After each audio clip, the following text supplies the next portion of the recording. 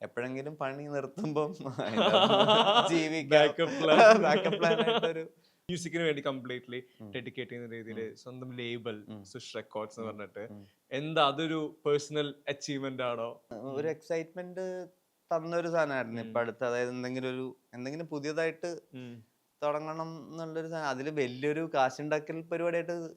തോന്നിയിട്ടില്ല. നമ്മുടെ പക്ഷെ സ്വന്തം പരിപാടി. എപ്പോഴെങ്കിലും പണി നിർത്തുമ്പം അതിനകത്ത് ജീവിക്കാം. Backup plan. ബാക്കപ്പ് പ്ലാൻ ആയിട്ടൊരു റെക്കോർഡ് ലേബൽ എന്നുള്ളത്. ചിലപ്പം ലേറ്റർ ഓൺ പ്രൊഡക്ഷൻ ആവാം.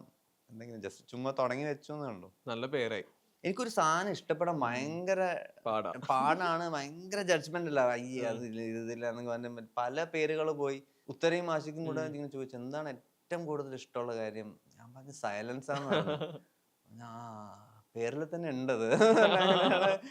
ഉത്തരം ഇങ്ങനെ സുഷ്ന്നിട്ടാലോ നമുക്ക് അങ്ങനെ. അപ്പം ഞാനും നോക്കുന്നത് ഒരു സൗണ്ട് ആയിരുന്നു. എനിക്ക് അങ്ങനെ ഒരു വാക്ക് വലിയ പരിപാടി വേണമെന്നല്ല. റെൻഡർ ചെയ്യുമ്പോൾ ഒരു അതെ, സൗണ്ട് ഒരു വന്ന് സൗണ്ട് വേണം. കാരണം നമ്മൾ ഈ പേര് കാണിക്കുമ്പോൾ ഒരു സൗണ്ട് ഇരിക്കണം അതിന്. അപ്പൊ അത് ഭയങ്കര സിംപിളർ ആയിട്ട് കിട്ടി.